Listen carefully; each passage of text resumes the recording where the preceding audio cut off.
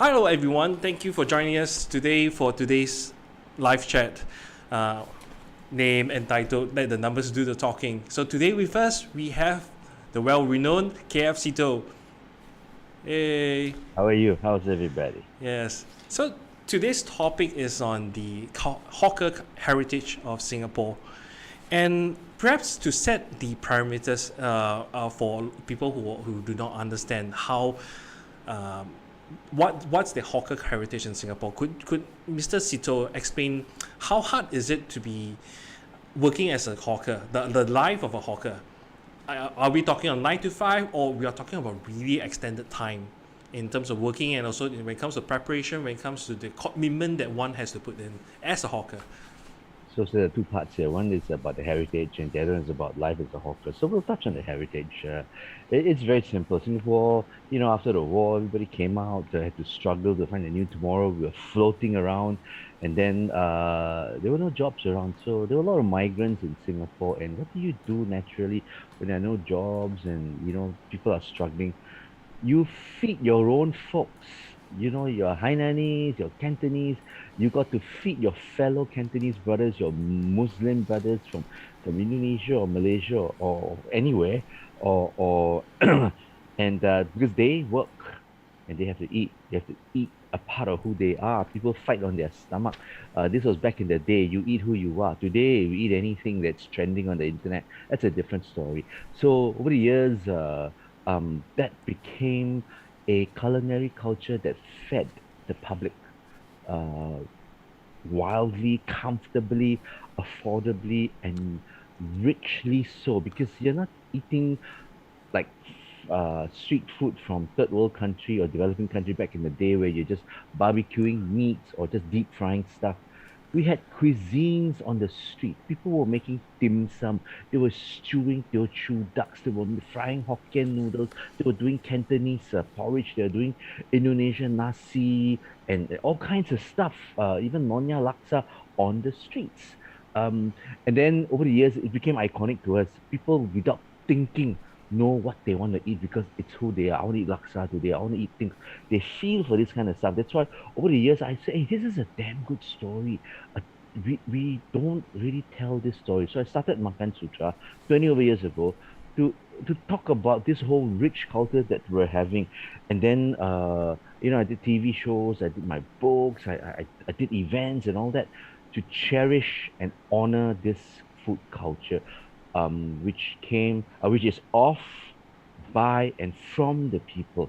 And last year, or rather in 2018, I was called up by NHB to do a focus group on, what shall we submit to UNESCO after winning the Botanical Garden thing. So there were ideas about some Nonya thing and all that. And I raised my little finger and I said, hawker food culture, and I emphasize the word culture. So there was silence for a while. People thought about, hey, what are chicken rice? No, other people can claim and they have chicken rice and all that. I said no, I didn't say food. I said culture. It's about Singapore's relationship affinity with this food culture that is prevalent everywhere among us. And then we checked with the UNESCO's criteria list and Yes. checked out 2018.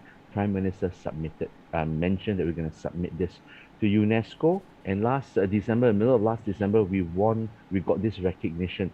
I mean, hey, hello. If you can't be proud of that, you're not proud of much. So over this 20 over years, okay, sorry, I need to cut in.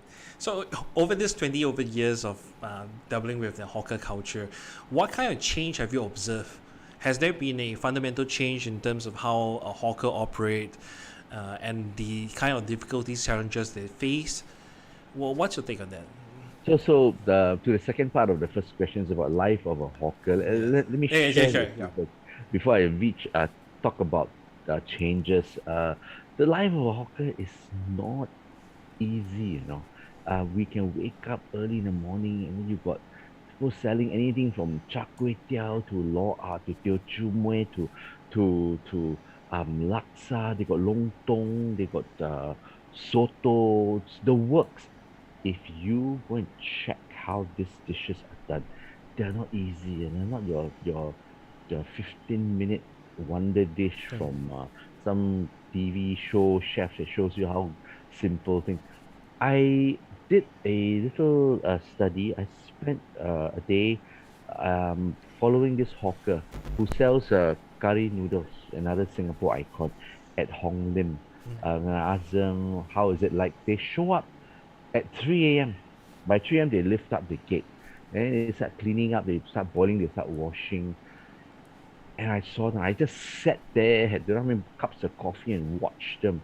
They do this, they blend this, they fry that, they chop this, they boil this, they rest this, and then they do everything. It was, they couldn't sell the first dish until 10 a.m. 7 hours of prep time before they could sell, before they were ready to sell the dish by 9:30, 10 a.m. And it's an everyday affair. And of course, the queues are there. Sometimes it's like, they serve $4, $5, $6 bowls of curry noodle. By world standards, that is $20. And here we are complaining, "Ane kuya," So we really take our food for granted. So I'm trying to alert everybody, don't do that, because this is a domino effect. If at the rate we are going, we'll talk about the changes you're asking about in a while. At the rate we are going, hawkers are falling off our radar. You can go and check over the last year or year and a half, because of COVID, how many hawkers and our heritage cooks and restaurants fell off the cliff. And you know what? It's not like COE, everybody's waiting to come in now. No, nobody's coming in.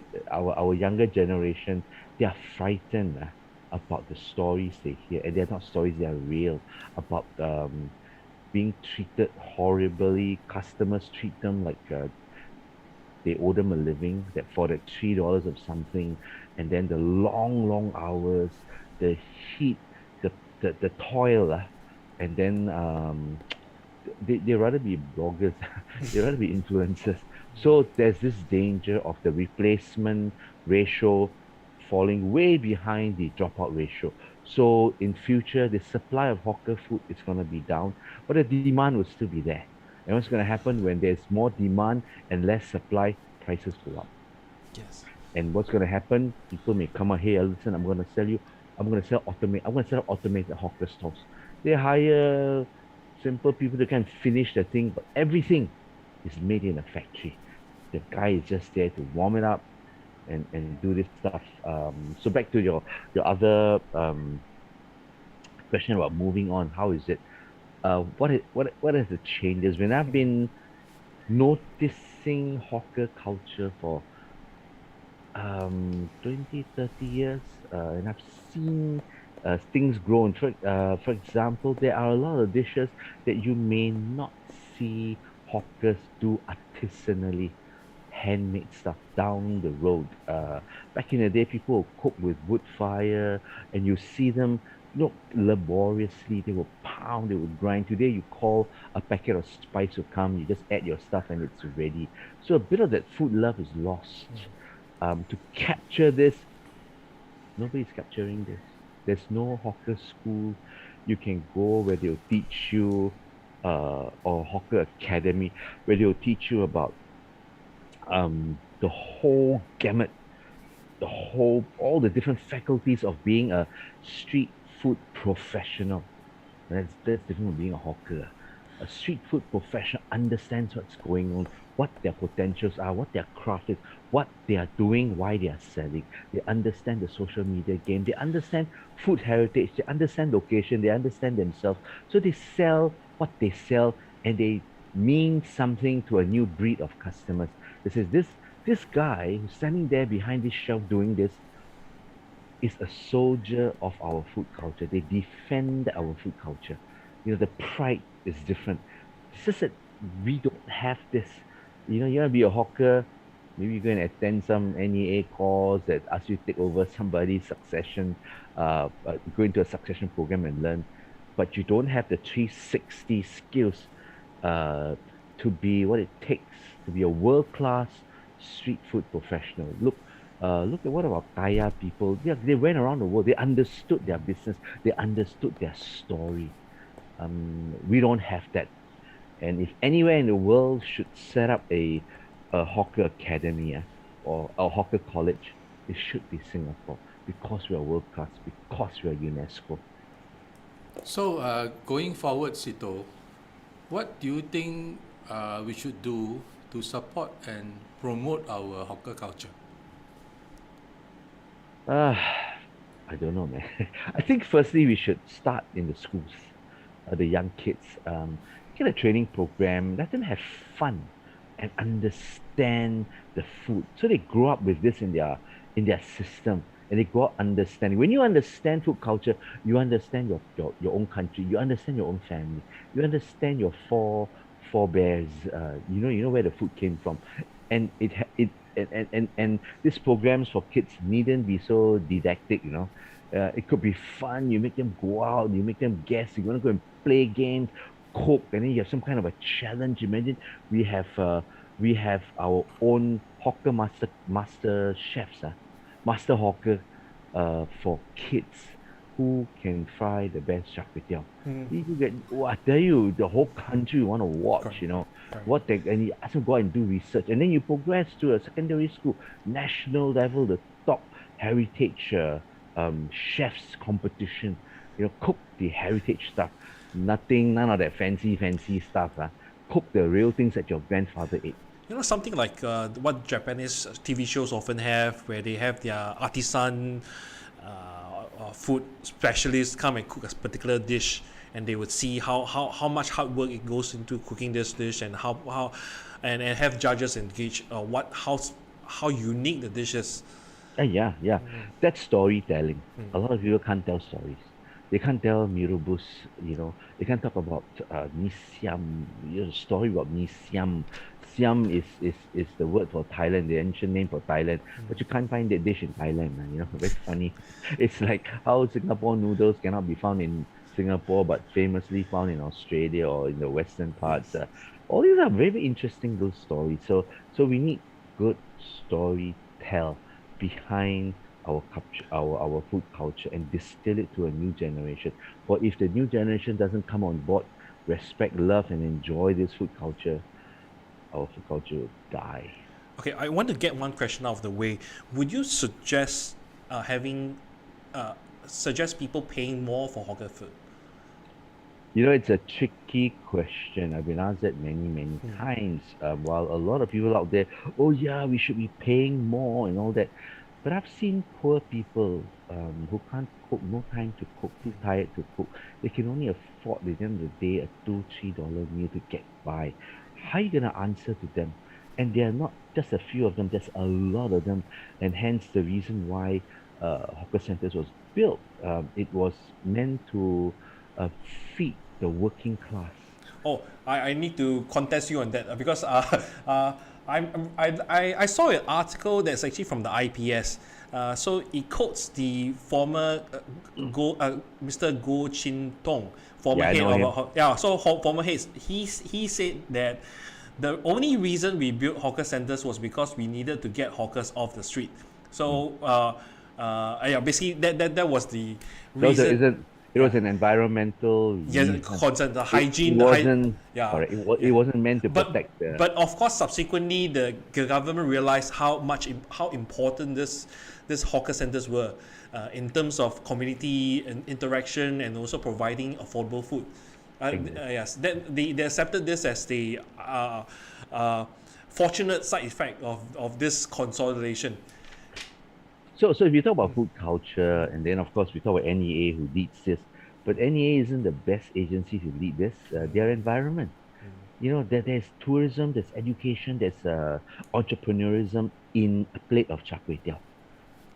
So to really put this on fast track and sail it around the world, it is a multi-ministry effort from MCCY to the tourism sectors to ESG. They all got to come together and say, how do we tap the potential of this story called Hainan chicken rice, which came from Singapore? So it's a, I like to set this story in motion. I like to plant that seed. So maybe, future generation would pause and think about it, not just from an environmental point of view, not just from a hawker succession point of view, but from the 360 potential of street deliciousness in Singapore. So, The average cost of running a cooked food stall in the hawker center is about $1,500 in terms of the rental and the fees. Do you have any remarks on this? Whether it's too high, too low, or how will it impact, the And if growth you, of our wait. hawker We have to just quantify that thing. The 1,500 you're referring to the NEA figures, right? Yes, because recently NEA was giving rental rebates and fees waiver, in view of the circuit breaker. So of course right. you can work backwards, and you Let, can let's come up uh, with an average of about $1,500 per month let's per let's cooked take out food the stall. waivers. Let's take out the waivers. You only get the waivers if there's a pandemic. So Okay. so this is how it works. If you go and bid for a stall right now, in say medium prime places, if you're talking about prime areas like Maxwell, China, just fancy, your initial bids can top $5,000 per month if you want to bid. NEA's model is you got Lulu, yeah, you got money, you bid lah. You bid as much as you feel that you're there. There was a stall in People's Park Hawker Center, I think last year or year before. He bid $8,000 for a hawker stall there. Uh, $8,000, $80. And in the hawker stall is only about 10, 12 feet by 10 feet. That's $80 per square foot. That's same as MBS. And then if today's and then after 3 years of say paying 8,000, and if you still survive, after 3 years, NEA brings back to the national average. They average everybody's out.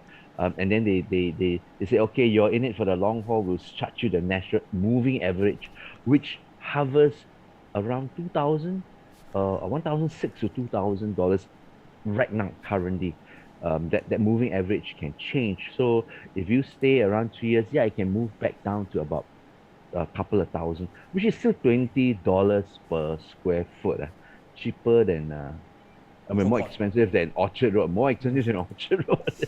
Yeah, so yeah, per square foot is one of the most expensive street food stalls in the world. But if you sell a lot, and that's the only way you can survive. If you sell a lot, 300 portions by from late morning till late lunch, if you can clear 300, 400 portions at $3, $4, you're okay. You're doing $1,000 a day. You will strike about 40,000 if you deduct everything, and then you pay a worker or two.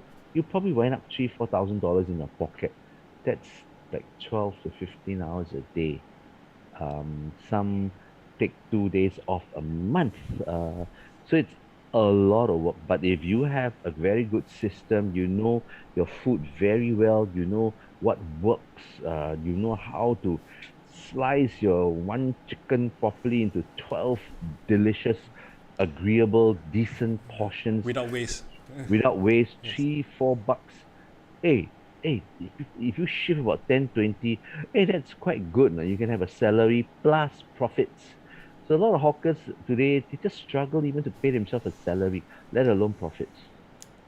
So, on this point about the profit, a lot of people, I think, they are not aware how much profit per dish that they make. We are looking at probably about 10-15%. Am I right to say? That means, Now, if you take out everything, you take out yes. salaries, utilities, food costs, grease, water, electricity, maintenance costs. NEA has already said that hawkers' profit hovers around 12 to 15%. That's profit. I mean, if hawkers typically pay themselves $2,000 or 2,000 plus as a salary, it's okay to get by. They hope that their profits. Most don't even get their basic salary. They just live hand-to-mouth situation.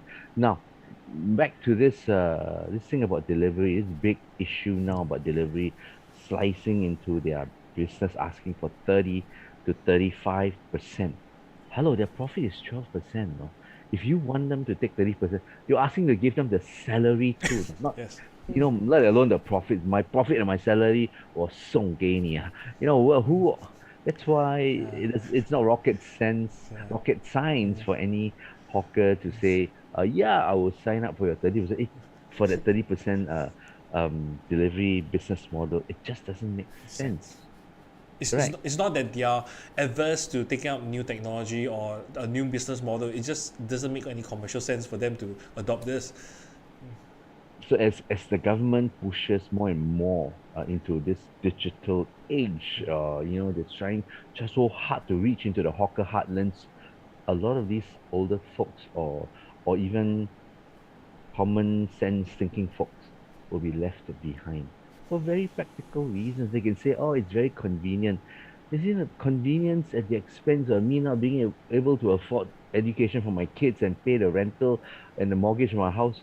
Hello, then digital doesn't work for them. The big news over the last 2 days is cleaners' pay. Now, cleaners' pay will be increased from the current minimum of 1,236 a month Yes, to yes, 1,312 by Yes. 1st July next year, Yes. and then gradually increase some more, so that 6 years later they'll get more than $2,000. Nice, nice. Yeah. So I agree with that. Carry on. yeah, but you see, in 2000, the gross median pay of cleaners was $1,277. All right. That's 21 years ago, and Yeah. now the minimum under the progressive wage model, basic is 1,236. Yeah. What are your thoughts on this, and how does it Affect. affect our hawker culture?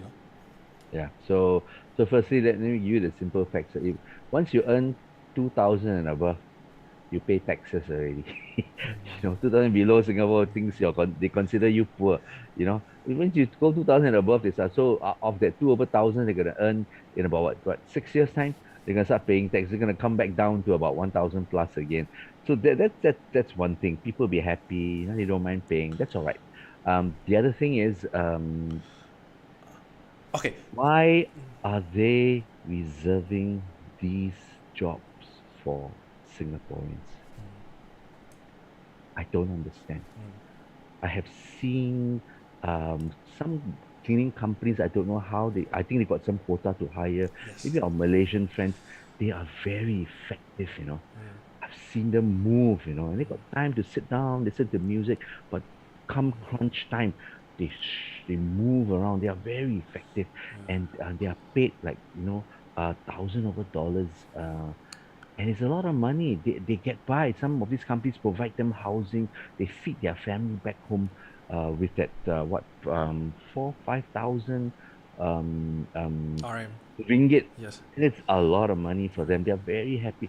Why don't we open these kind of jobs for I think this. foreigners? Yes, I understand where you're coming from, and frankly, it is a bit too late for us to say, oh, let's get Singaporeans to pick up the jobs, because it's probably come to a stage where a lot of people have shunned this profession altogether, and ultimately companies or like the hawker centers would need this type of labor to come and work. I think it's really largely policy. Where do people understand? Do we want to restart the whole thing and encourage the locals to take up such professions, or should we make do with what the current situation is? Any cleaning company, and I know a whole ton of them, they don't have enough Singaporeans to hire. So when more jobs come on board, paying them more isn't gonna help. Nobody wants this job, even though they pay 2,000. Hawker assistants, there are hawker bosses who want to offer hawker assistants $2,500, $3,000. No takers. Yeah, let me give you some statistics on what you have just mentioned. There are 149,500 cleaners, laborers, and related workers in Singapore now who are locals, meaning citizens and PRs. Now, Right. of this 149,500, 99,300 or 66.4% are age 55 and above. Why do you think there are so many elderly people who are working as cleaners in the hawker centers? They need money to get by lah. You can say that they want exercise and they are bored at home. Yeah, look, I know. If our older generations have a few dollars to spend every day in a pocket, they rather go cycling. They'll go to the beach and have kopi with their friends. But to make them toil in an oily and sometimes dangerous hawker center, yeah, you got hot soups all around there, and you got to bend over and all the chemicals and all that. I think you should find other jobs for older folks. Leave this to younger able people. If you want, why don't you just hire the older to be pantry assistants? Work in a nice aircon place, make coffee and clear your conference table, and that kind of stuff. Water the plant. Those are easier, right? Why you wanna make them for? Have you ever stood in the stewarding room in a hawker center where all the bins are stacked next to one auntie wearing this plastic uh, Apron. apron over? It is horrible. It's like breathing down a rubbish dump for a couple of hours, and there she is down there with a cup of coffee and doing that. Right. That's almost inhumane for somebody that's older, that's above 60 or so. That's almost inhumane. Right. So while we are finding ways to automate, and I hope they do, by the time you automate, then you still have to find jobs for the older people. You remember the older generation is going to come on board. Singapore have this silver problem. So uh, I'm up in arms also. I'm wondering, if some people have money to retire, good for you. Um, you know, There are still people who have to live month by month to yeah, month. month to hand to Yeah. mouth, Oh, month, yes. month to month. Yes. That's why a lot of people bo pian lah. They take on all these jobs. But I feel more could be done for older generation that's already supported Singapore through the decades now. We should honor them, not make them clean floors. On the point of cleaning, what's your thought about outsourcing of the cleaning agents? So because I think it was couple of years ago or 2-3 years ago when we had this issue about outsourcing all these cleaning agents. So you have cleaning agents bidding at a very low price and end up not doing the work, or they are bidding at a high price and end up you have hawker stores being forced to pay at a high rate. Yeah. Yeah. Like I said earlier, all these cleaning companies, they can bid whatever they want, but they cannot get workers. So I don't know that 100 over 1,000 that Leong mentioned. Are they working full time? Are they working part time? Some of them cannot afford to do more than 3-4 hours a day because it's just too laborious for them. I know a lot of them who are just happy to do part time and earn $700 a month, $600 a month to get by. They struggle lah, but they cannot. They're just too tired. The bones don't allow them to work full time. So yeah, automation may be good, and it should help lower costs. They shouldn't bid high and pass the cost to the hawkers, because when you pass the cost to the hawkers, the cost will eventually go back to the people. So back to this preservation of the hawker heritage. Would you say that it would be hard to expect the younger generation to go to, how to say, sacrifice their work-life balance per se? Because a lot of the youngsters would expect a normal work-life balance where they could expect to take holidays, travel. Because the hawkers that I know, those are who are 50, 60 years old, the only holidays that they have is when they go for Chinese New Year. When during the normal days they would go religiously daily, 4 a.m. all the way until 11 or 12, and then they will play the way. And to all of them, it's their dedication to their customers, because they don't want their customer to turn up their store and then there's no one to sell them the food. What's your take on that? If you want to be a hawker, forget about your work-life balance. There's no work-life balance. You be a hawker because you like doing it. And when you like doing something, there's no work. You show up every day, you do that. How can you take the irk out of work when you're enjoying your work? You get that, for me, Hey, I'm not working. When I'm talking to you, I'm not working. I'm enjoying. Sometimes I eat for fun. Sometimes I eat for work. Hey, where got work-life balance? That's balance for me.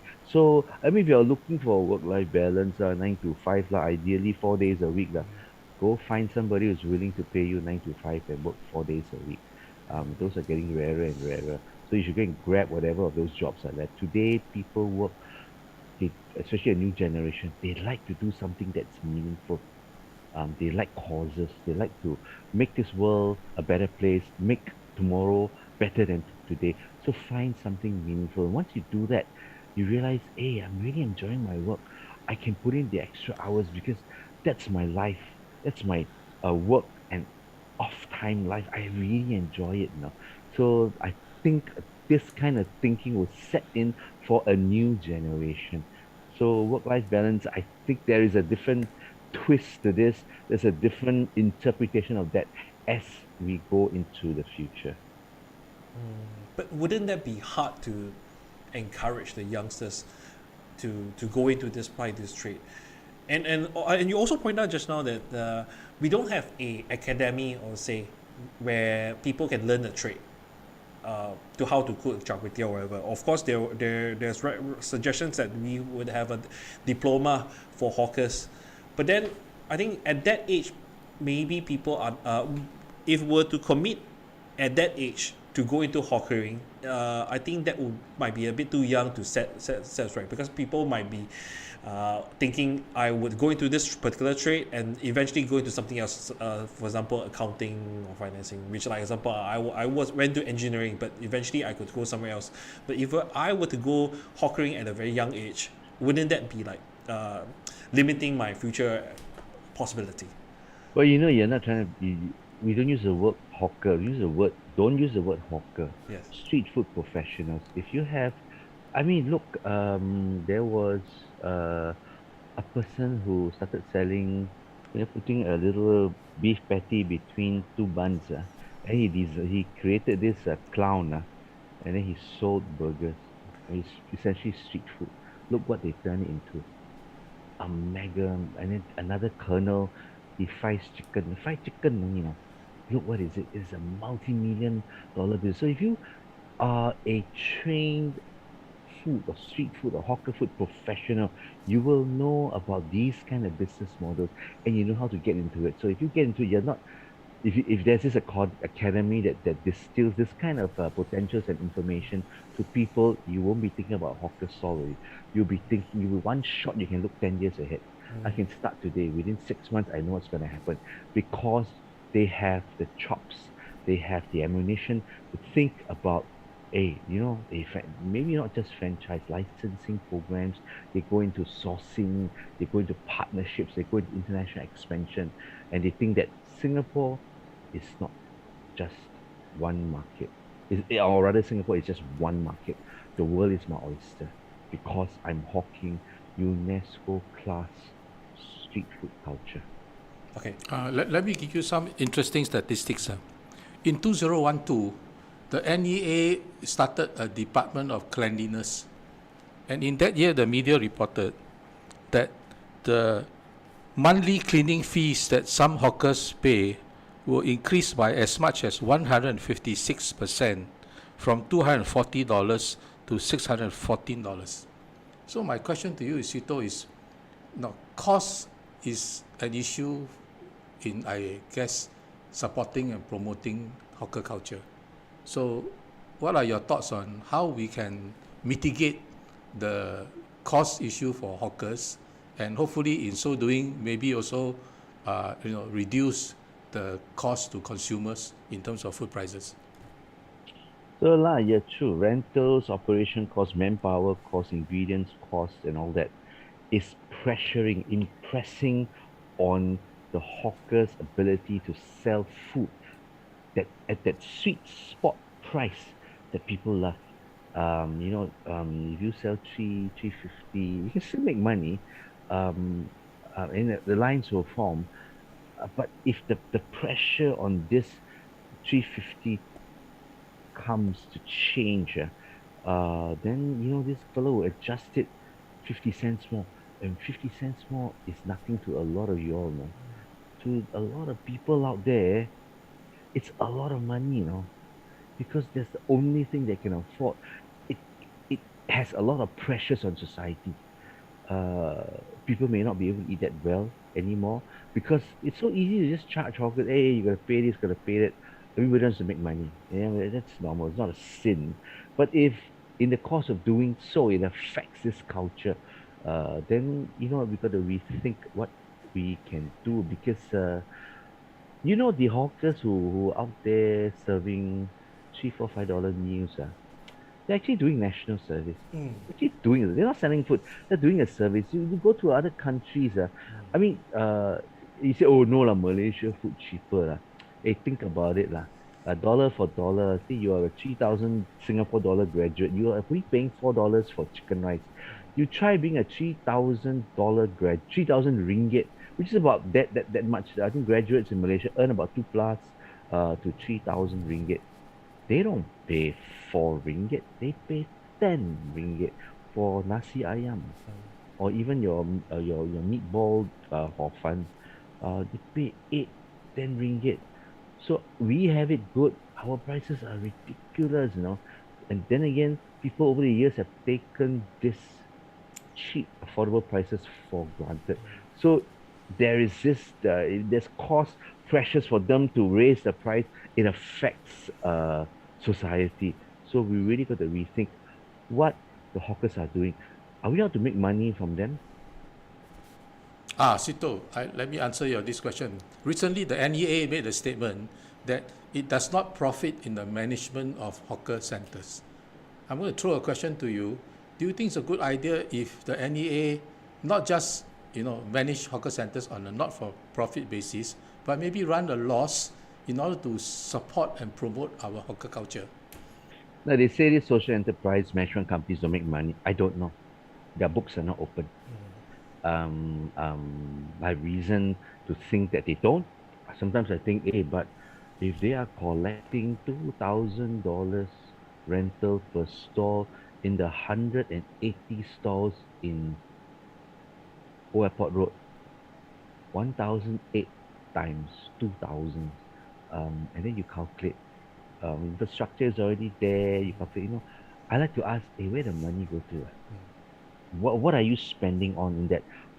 Hey, you got calculator? You put like, hey, hello, 180 times 2,000 is how many of them? Most of them are beginning to pay the new rental because there's this new management company coming on. Hey, they kind of I wonder where the money go to. I like to know. Are they helping? Are they doing stuff? Are they doing real social enterprise work? I like to pitch in and help, especially in this pandemic times. Where are they coming in to help these hawkers? Actually, the annual rental collected by NEA is estimated to be $65 million a year for cooked food stalls alone. Since you asked the question, I give you the statistic. Over to you, Derry. Sorry. Can you just repeat yourself? You're referring to the Old Airport Road, is it, or the Changi? Yeah. Old Airport Road. So that's 108 or 180. 188 180 stalls. So 180, right? If it's 2,000 each, right? It's 360,000, right? That's per month, right? Per month. Yeah, that's per month. A year is 40 mil. Yeah. Yeah. That's one hawker center. Yeah, And that's then one you hawker say center. Then you say NEA only makes 65 million. Yeah, it doesn't make sense, though. There are 114 hawkers. So sometimes these figures confuse me. I like to ask them to open their books so we can all share the problem. To avoid the confusion, I support your call for NEA to open their books and give a breakdown of the revenues and expenditures. After all, we all understand. We can pitch in and understand why they need to charge so much for cleaning, so much for rental, so much for maintenance. Right. Let us answer some questions from the public. So Desgo asks, from your experience over this course of pandemic, circuit breaker, does stores selling race-based dishes fare better than those that sell noodles or soup-based? Balik, what? So does the stores selling rice-based food Okay. The fair better, you know, fair better than those that are selling noodles or soup base. It's too generic a question. You got to understand Yeah. where you are selling, how much you are selling, to who you are selling. So it's If not you are, it's not the food that's concerned, it's but the not a more of location. destination, your demographics. So if you're selling rice-based dishes in a industrial canteen in Jurong, you will rock. You will get the queue.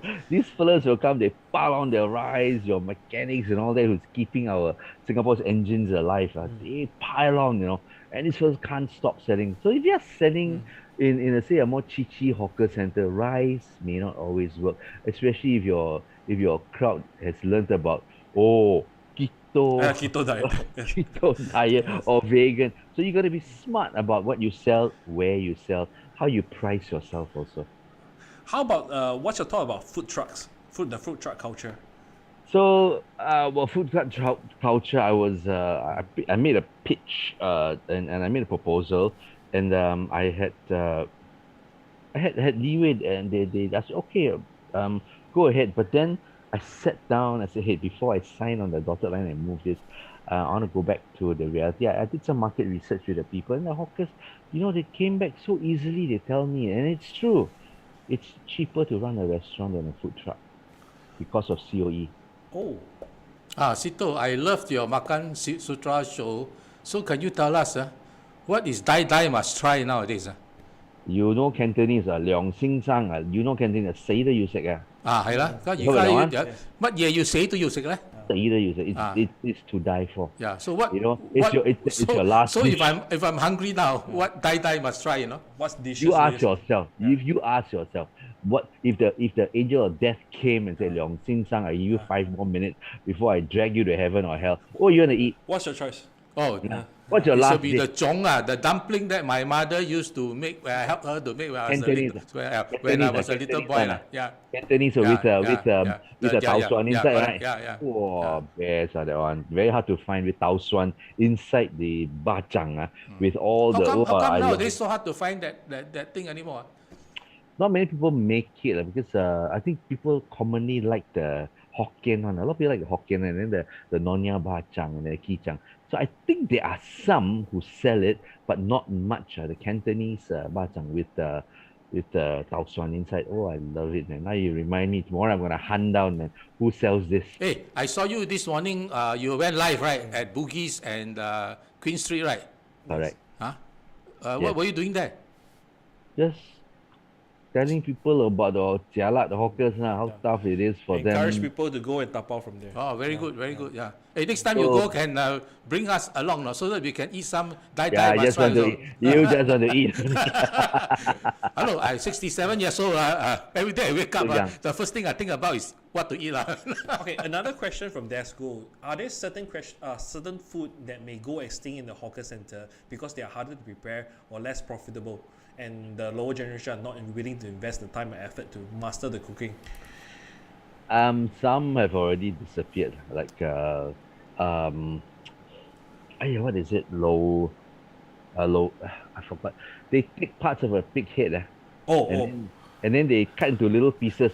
And And they they- put chopstick, and they put toothpick on it, and they place it on a bed of ice. You pick whatever you want. They put on a plate. They give you a dip. I forgot that dish. It's already gone. They give you the nose, the ears, and the skin is so nicely braised. Old folks will go there and eat that with beer. It's so nice. That's gone already. And then if you talk about peranakan, things like pig's caul, babi bungkus, babi hati bungkus. They take liver and I think mushrooms and all that or braised meat and then stewed in coriander and they wrap it in this chi mong yao, pig's caul. Habis gone already. I think moving on. I tell you what is this dish? You may not think so, no, but I tell you what will disappear and go to the machines, because it's more artisanal human touch. It's chap choy fan, economic rice. So I think there will be like factory. It's just like the NS food, where it's cooked in factories and then brought to Yes. the site to sell. Otherwise, there are no chefs in Singapore. Yeah. I mean, if you look at chap chai peng, you go there, 20, 30, 40 items staring at you, right, beckoning. Right? Yeah. Then you look, there's only 2 cooks down there. Most of them are Malaysians. Yes. Singaporeans, where can you cook So many dishes. 40 dishes in 2 hours and get it ready. 3 hours, get it ready. People cook 3 dishes, they click you already, right? And these fellas, they rock one shot, 4 walks going. They know this one braised, this one deep fry, this one steam, this one, stir fry. They know one shot, pump every 5-10 minutes, 4-5 dishes go out. They can do that. Most Singaporeans are trained today, unfortunately, especially a new generation. So I think Chap Chai Peng will go the way of the factory. It's already happening. A lot of these food court giants, they run their own Chap Chai Peng, Da Chai Pan. Yeah. They, Central they, Cushion. they cook in their factories with this cement mixer cookers. Yes, They cook it 70%. They send it to the store. The store will finish up, warm heat up up, yes. the last 30%. They just lay it out. All but the the taste. stew, all the stew, all the sauce. After a while, they all taste the same. Yeah. So And- why is it the Cook house Malaysians food, can yeah. do but the Singaporeans cannot do? You ask me, I ask you. I think it's They're the more way- talented lah. I think it's the They are way- more hungry. They are more Okay, hungry. okay, They are okay. talented, and they have this seafood hand down because a new Yeah. generation, a younger generation in Malaysia, not everybody is so well educated or well off like Singaporeans. They still go and buy seafood. They still look out to a master. They learn the disciplines of being a zhu chao, a stir fry chef. And then when they come here in Singapore, they are in demand, man. Wouldn't you say our world-class education is detrimental to this this cause, where a lot of people basically feel that they are too highly qualified, and most people that I know going to the hawker are people who are like halfway through their career, they decide they want to change a change of pace. Profession. Profession. Nothing wrong with that. Yes. But I mean, if you want to be a hawker, like I said, you gotta be serious. This is not joke. You want to try for 6 months, you can end up burning 50,000 bucks. Yeah, I got a friend who tells me that for like going into say even a fishball business, buying all the utensils, you might cock up to 100,000 because you have to consider that you might be in the red for like half a year before you come up with you create a crowd of your own. So it is a sizable investment if you were to start from zero. Yep. There is, before you go into the business, you got to think about. You cannot just say, "Oh, my grandmother's recipe," and then you go and cook, and then you sit there, you wait for people. The worst thing is for hawker to finish cooking, all set up, and nobody shows up. You hold a party and nobody comes. That is frightening. So some hawkers are smart. For example, I'll tell you the story of this. It's passed on already. He used to sell chap chai peng. He learned. This is a young boy, came from China. He started learning, and then he started selling. And he says, "Hey, I sell chap chai peng. At the end of the day, nobody come wasted. All the food waste. It's all money he throws away. Then he thought, these are street smart. You don't need an education to think. Well, he says, okay, next one, I tell you what. I won't sell so many dishes. I will sell just one dish, bak kut teh. He sell bak kut teh. Bak kut teh one item. And then you And can. the ingredients you only. It's only, and then you can spin the soup for tomorrow. You put fresh pork into yesterday's bak kut teh soup. If you keep it nicely and warm, it will be nicer even the next day. That's very clever. But the fella started selling bak kut teh in Balestier area. And Balestier area back in the day, a lot of fights and all that. People will run to the coffee shop and fight, and then it's like, once a week, one fight, cannot tahan. So he moved on. He said, you know what? From cooking a lot and waiting for you, cancel. I cook one and wait for you. I also don't want. Now you order, then I cook. My ingredients are all safe. I don't waste anything. And the guy became Wu Zhao Pai. It's Mr. I forgot his name, of no signboard. That was his philosophy. You don't need a rocket scientist or a business, Harvard business graduate to tell you this kind of thing works. So you think on your feet. So become a hawker, you have to think on your feet. It's not easy, but it's very rewarding if you are into it. Would you suggest a would-be hawker or a food professional to do market research before going into this profession? Or thinking of what food to specialize in? Yes. First think what you want to sell and why. Okay, you got to have your story first. Secondly, think about who you want to sell it, your price. What, who, third one, where do you want to sell it? Why, correct? Yes. Why you want to sell it? That's your story. To sell online, to sell to people. They know, hey, this guy is defending a culture. It's not just some YouTube recipe hawker kind of whack, And then so where, and then who you're gonna sell to, and where your demographics, your geographics, very important. Your price points. I mean, you can sell it $1 cheaper than the people around. You can still make money because you know how to contain your food costs and pass that saving to your customers. Why did you stop your Makan Sutra show? How long was it? Did it run? Well, I started filming in year 2000 and 2001, and then I did about 4 seasons here. And then when they merged the television shows, and then I don't know, the culture changed. So then I started filming my own, produced my own, and we did some shows in Malaysia. We did. In fact, I was the first to do street food show in Malaysia before all these other shows started Yes. picking up. And I'm so happy that I did that. I started a fire Hold there the too. trend. Yes. Well, And that then one was a die must watch show, you know. thank you. I thoroughly enjoyed it. No, and then I remember you had this a book about where to eat the best It's of a what, and I used to carry it in my bag. Then when I have a craving, I will open and then I will go. I You still do that, right? I used to sell that book. I don't make money from selling books. I mean, distribution, production, and all that. And then, and within a while, if you don't sell, it's outdated because the hawkers change. Then you got to pulp all these books. That's very wasteful. So I didn't print for last 4 years or 5 years. So late last year, I printed it online. Yes. So if you could share with your readers, the link is makansutra.com Mm-hmm.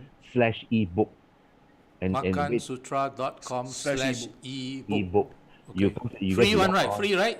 FOC lah, free FOC, lah, okay. free Yeah. Singapore's favorite 4 letter word, free. And you know what? Because it's online, I put the address there, and then if you just tap on the thing, it goes to a Google Map to take you there. So it's fantastic for people who want to explore around, or even for travelers to come down. And the other part, I'm beginning to put a lot of videos. I just posted it on the chat. Yes. Thank you very much. Yeah, It's no problem. free. Yes. It's free. Come in, and we are updating it. That's a beautiful thing. I can update this every 2 weeks. Yes. Are you still riding your scooter? My scooter is right behind me in my porch. But I don't ride because drivers on the road these days they are not so friendly. Oh, okay. Very dangerous. I don't know. They bring their culture of driving from another country. They apply to our roads. I don't Okay. think it's safe. Even if I ride my bicycle, I make sure the road got nobody, or if it's a PCN, then I ride. I'm a driver. I ride a bicycle. I ride a motorcycle, and I walk, of course. I know the dangers of not having rules on the road, especially for cyclists. If you have no rules on the road, it's very dangerous for both the driver and the cyclist who feel that I can apply my own rules on the road as I cycle. I think it's a mutual understanding. You need to know what I think you will do, and need to know what I think you will do. Yeah. Yeah. As a driver, I follow the rules. Yes. As a rider, as a freedom rider, they follow their own rules. I don't know which country, maybe they brought their rules from, but it doesn't apply here. It's very, very dangerous. I just saw a cyclist on the road the other day. It's a weekday traffic, lunchtime traffic. It's not all that light, not all that heavy.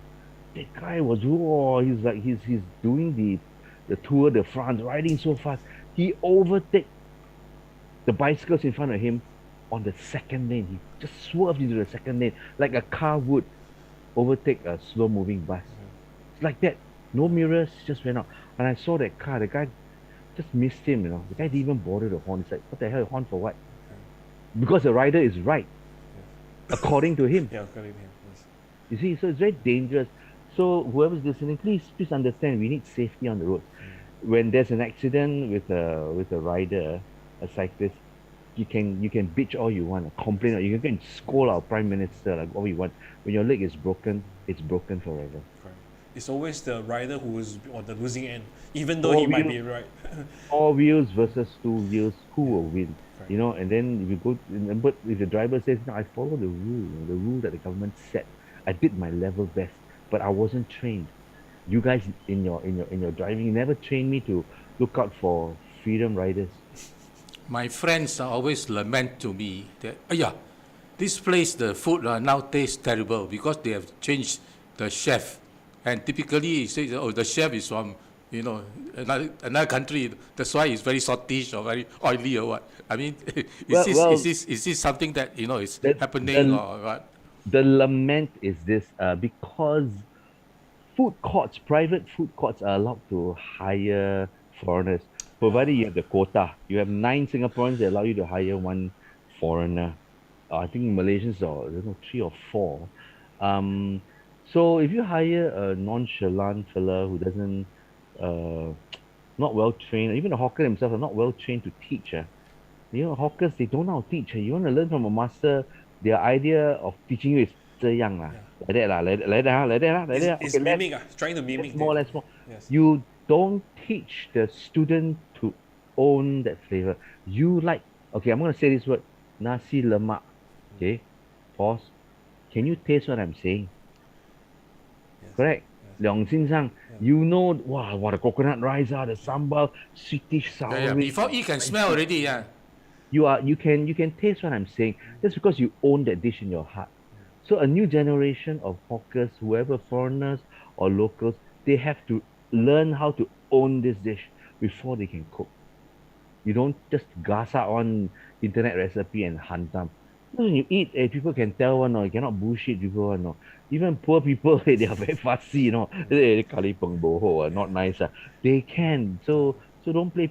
This food culture is a huge potential that we are not tapping on.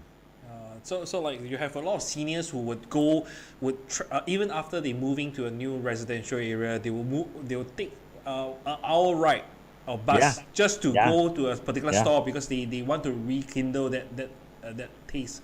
Exactly. Sometimes that old hawker that has been following for decades Yes. pass on already or retire, Yeah. and they feel empty. Yes. It's like, oh, the relationship I have with that man, that lady, that woman, and his dish, gone on block. Yes, on that point, right? Because there's a person named James Lim who asked about whether or not the old hawkers could to get non-locals to work. But that's as what you said just now. It's only pertaining to private food courts that can apply for foreign workers, right? Our hawker centers, the public hawker centers, Yes. the Chinatown, Maxwell's, and Old Apple Road, Yes. not allowed to hire foreigners, even if you have the quota and the money. Even if you have 10 family working in a hawker stall, the government does not allow you to hire foreigners. So, I urge them to rethink this. Some of the hawkers, after, they cook, they finish, they suck the meat and all that. Whenever he's looking at the end of the day, that guy has to clean, polish and everything and wipe down clean before he can close. I mean, they would love to hand this job to cooks or junior or hawker assistants, jobs Singaporeans don't want. So I say, why don't you ring fence the F&B industry and allow foreigners to come and help our chefs and cooks? Because then a new generation will say, hey, I don't mind, man. I can get foreigners to come and help me, and I will impart my knowledge and they can work with me. I don't have to do head to tail. You come, you're alone. You have to wash, open, cook, and close every day. Finance. And then it will help maintain this culture. So what you're saying is that the hawker stalls themselves are not allowed to employ any foreigners, right? Yeah. It's reserved for Singaporeans. Hawker assistants in public hawker centers are reserved for Singaporeans. I think they should really have a rethink on this. It's not even uh, uh, uh, uh, it's not even like any passing thought that Singaporeans don't want these jobs.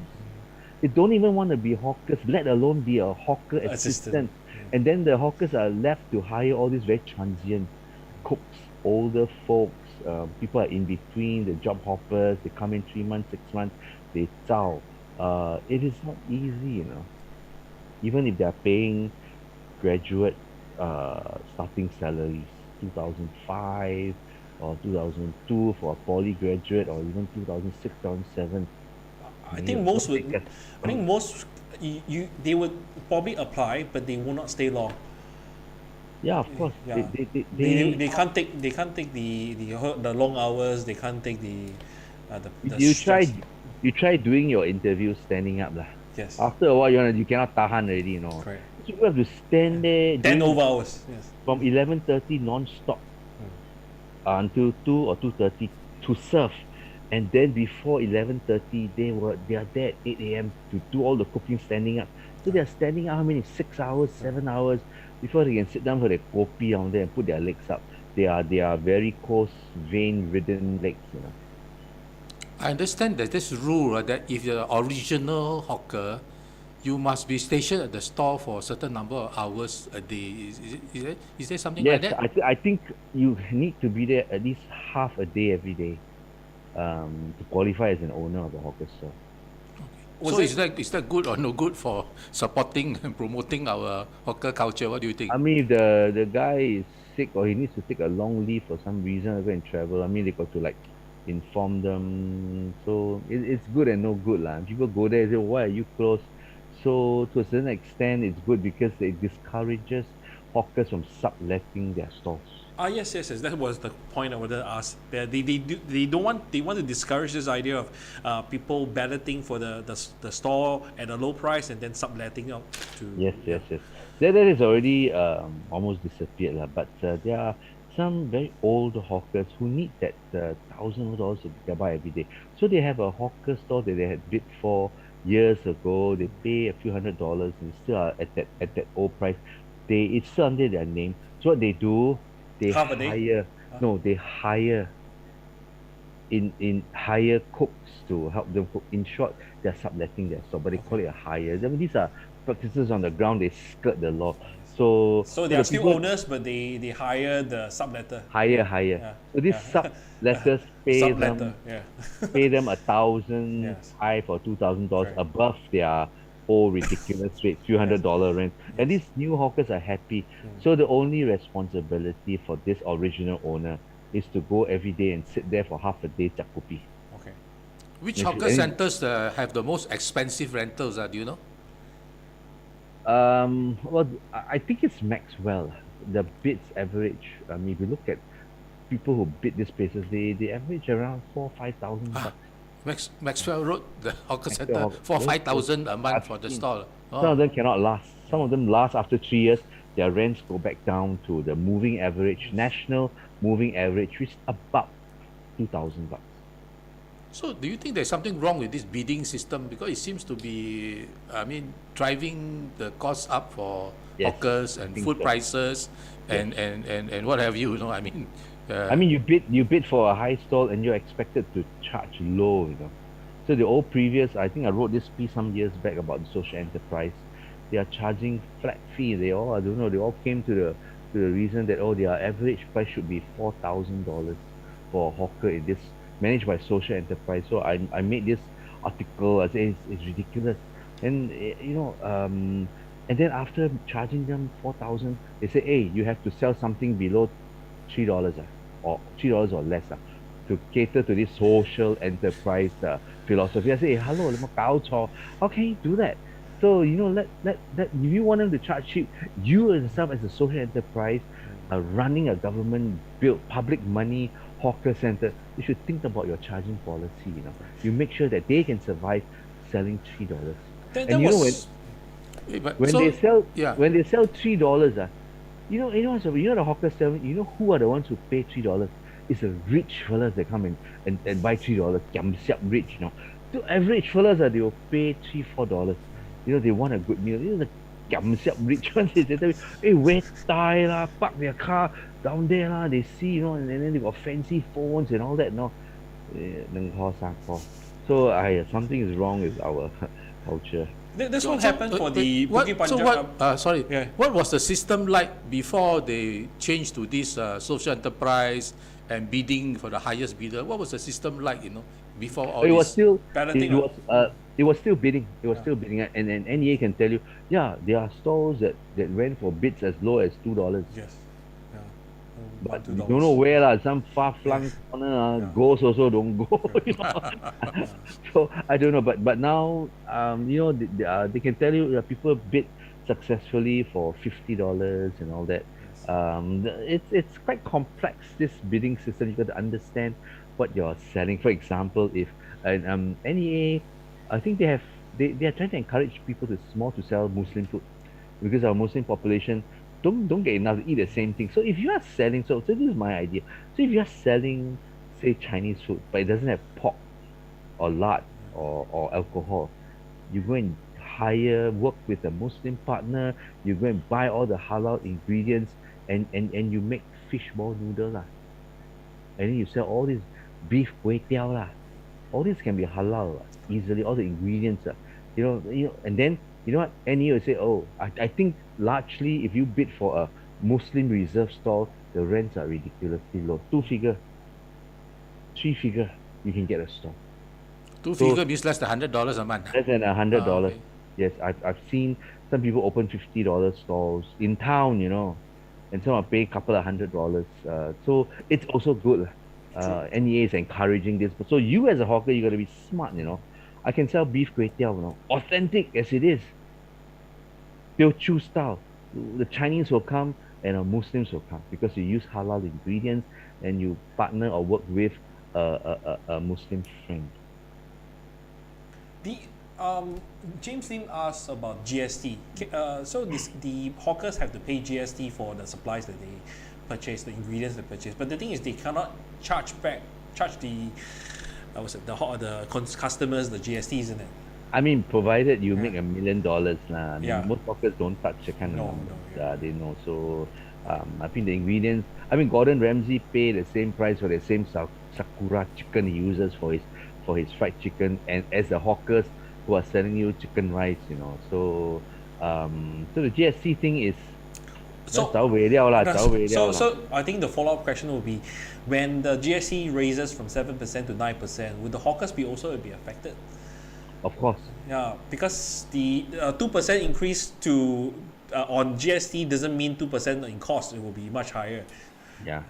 What's going to happen is some hawkers may increase 10, 20, 30, 50%, 50 cents.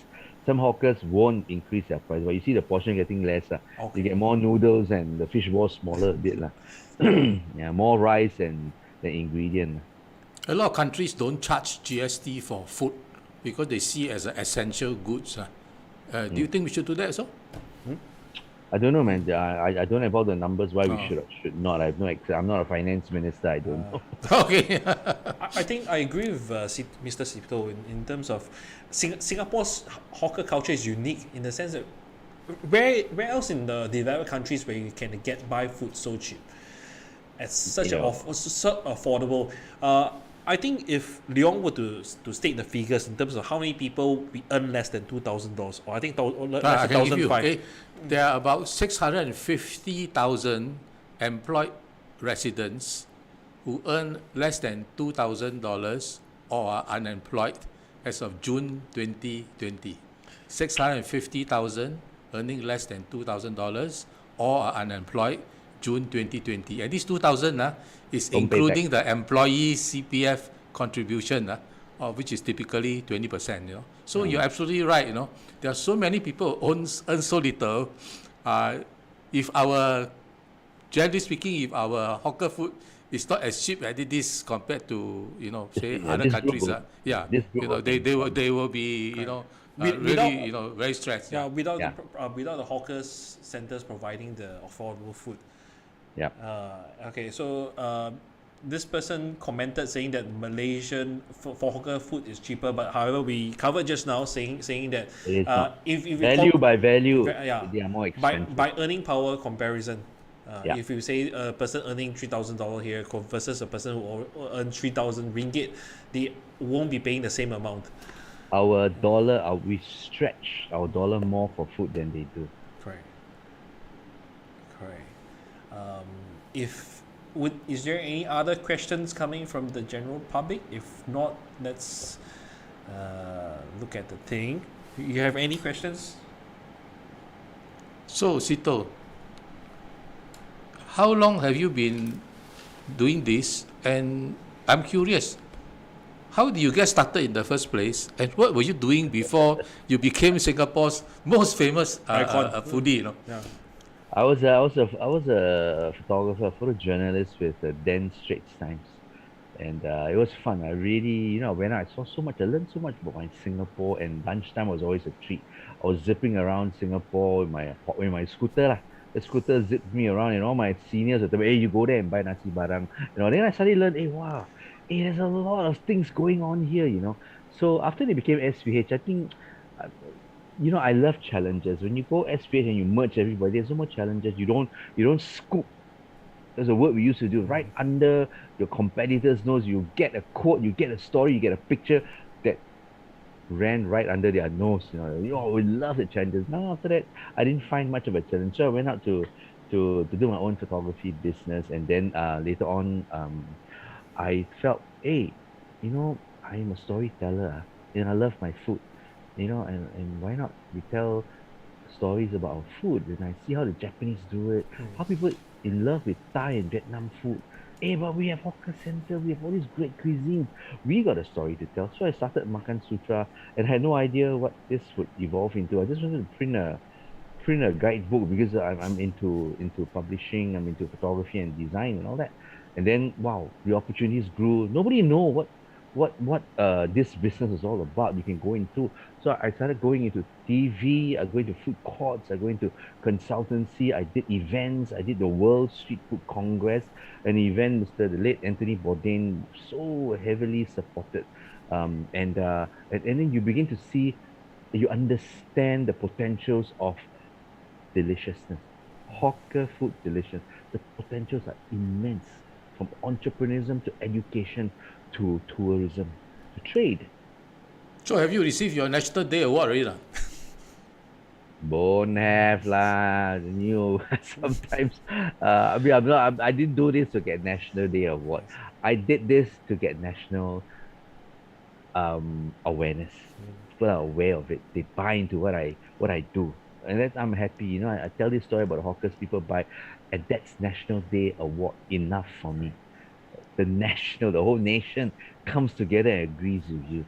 And I suppose also the human connections that you make along the way. I love that. That is priceless. Yes. You talk to hawkers, you understand them. They tell you gems about who they are, their problems, their life, their trials and tribulations. I love that. I'm a storyteller. And the pride that they have with their food. Wow, some of them have anger in their passion. I absolutely love that. So let me see. You're aware of the new scheme that will come in place, I think, when is it? 13th of June, is it? Oh no, 1st of June, already in place. The having NEA mandating that the diners return the trays. What's your thought on that? I think they'll start to fine you from 1st of September.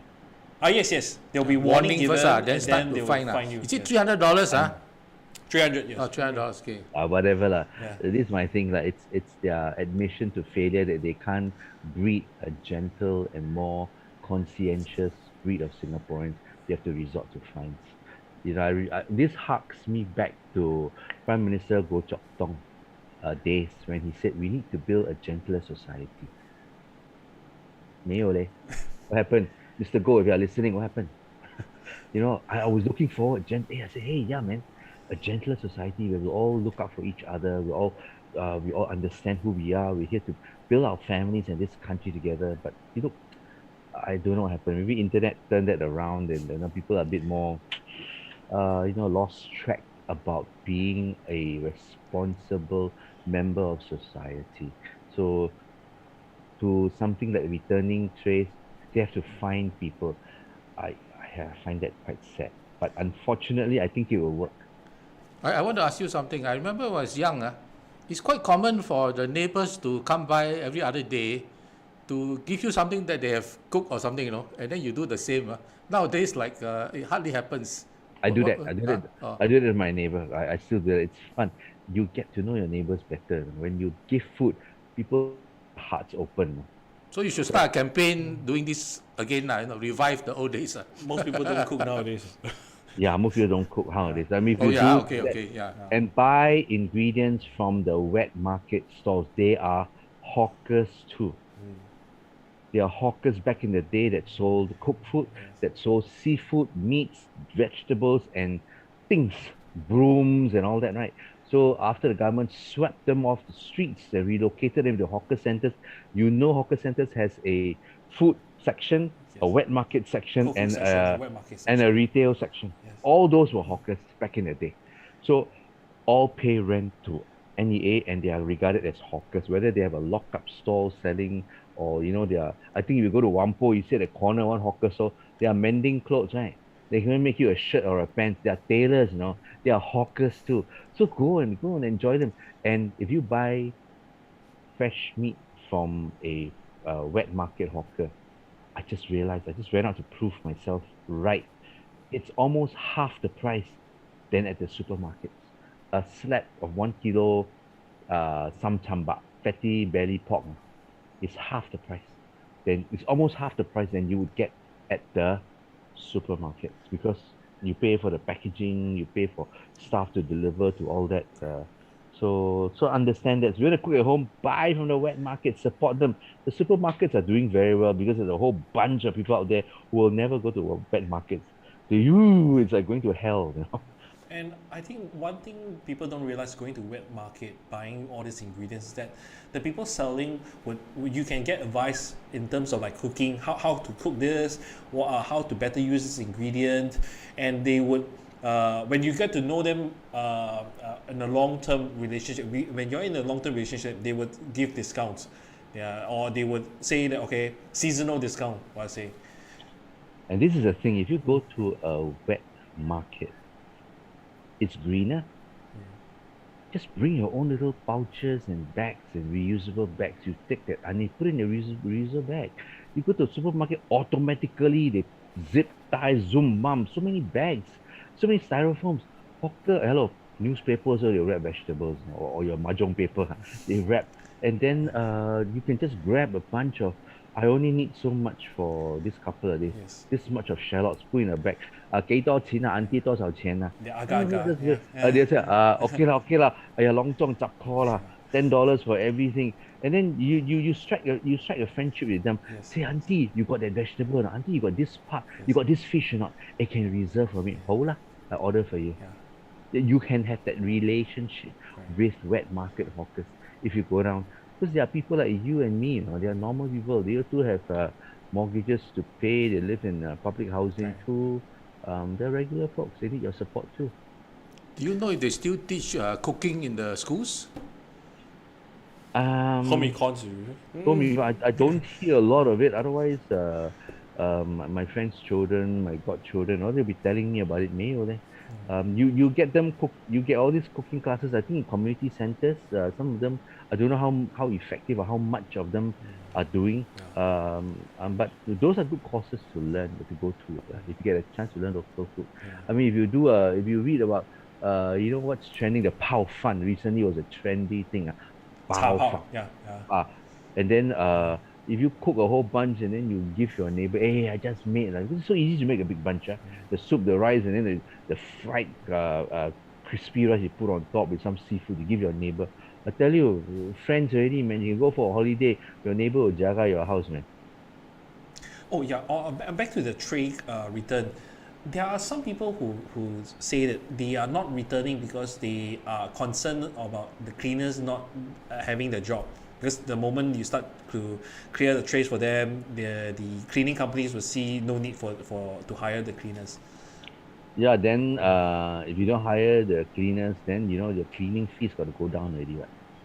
Then the cleaning jobs, the cleaning companies cannot bid so much already. If everybody does that, they only need few people to wipe the table. So you see, it's a catch-22 situation. Sure. Maybe on the other hand, they will be hiring less, but they'll be paying more. So cleaning companies down the road, if everybody cooperates and and clear their table and clear that mess into nice little trays. Green company jobs may be in trouble. Indeed. Indeed. Okay, so I think my last question. Let's conclude this by asking you this. How would you suggest Singapore's heritage culture to be preserved and promoted? What would you think that the measures to be taken? Storytelling. Our storytelling is very, very weak. We eat a lot. We say, oh, very nice. You must try. You must try chicken rice. But you don't. If there isn't some kind of a national body or government agency that spins this program, this art of storytelling properly on social media, on maybe YouTube or even streaming, creating shows about this, and you tell really good stories. Like how my friend Bourdain tells stories. Wow, it makes people around the world I want to go Singapore. It's this flair. So if we don't capture these stories and learn the art of spinning a tale, you haven't tried laksa or char kway teow before. By the time we tell you stories, you read about it, you see about it, you want to book the next ticket out to eat this dish, which Bourdain says, how can a dish so ugly be so good? That's what he said about char kway teow. Ugly, no. You really, I mean, to be what's so muddy little color, but when you eat, voila, you're stuck. You gotta have it once a month. Let me ask you my last question. If you have one wish, Seetoh, what would it be to help the poor hawkers who are suffering now under COVID-19? I don't have the silver bullet answer. Just be a guess lah, whatever, yeah. That there should be some kind of an awareness.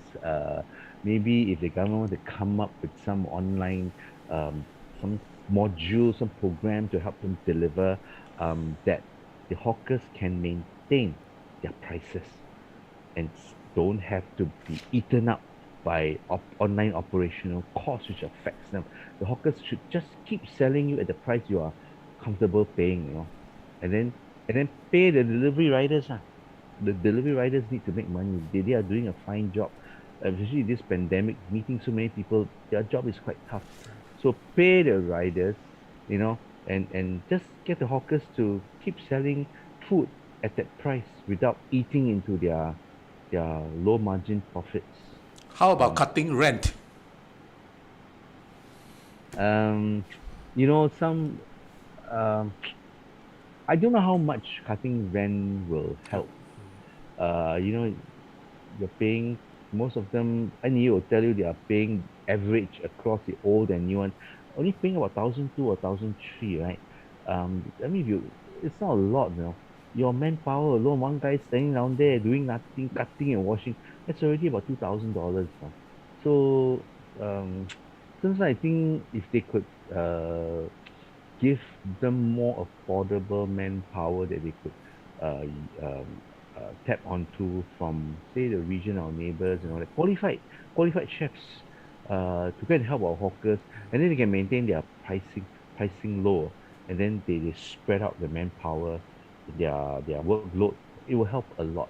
So it's a way to go before we arrive at this common consensus that this is what we must do to help the hawkers. It's not a one silver bullet solution.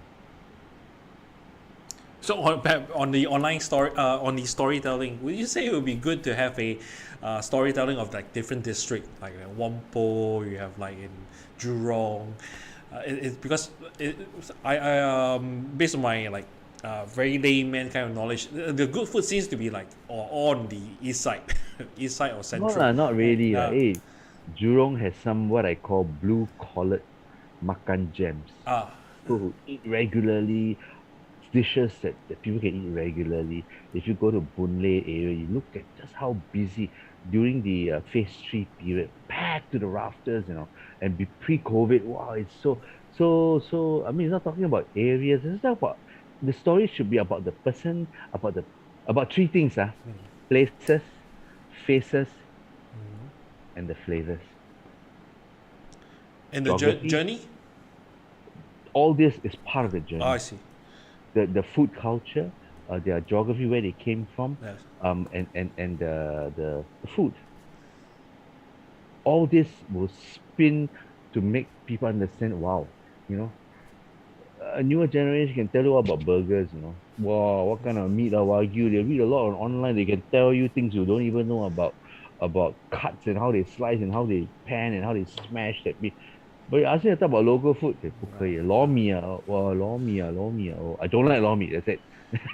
I like or don't like, you know. But if you talk about the story about how come the Hokkiens are so good at noodles, not very good at rice. Yes. Like, Hokkien mee, yes. you know. Where are the and then- origins? The yeah, origins. Where, and how come if you talk about Cantonese dish, very few hawker dishes from the Cantonese besides chi chong fan lah, wanton mee lah, zop. Beyond that, not very. And then your siu lap, your char siu fan and all that. Right? Beyond that, don't have. And the Hainanese will cook Western Hainanese, Hainanese. Western Yeah, Hainanese, yes. kari Kari, peng yes. all that nothing to do with Hainan, you know. They came here, they adapted. Yeah. So all these stories are quite fascinating. You know? And then like Hainanese curry rice, kari peng, right? They didn't learn from the Indians. They learned from the British. The British Hainanese, the British India story.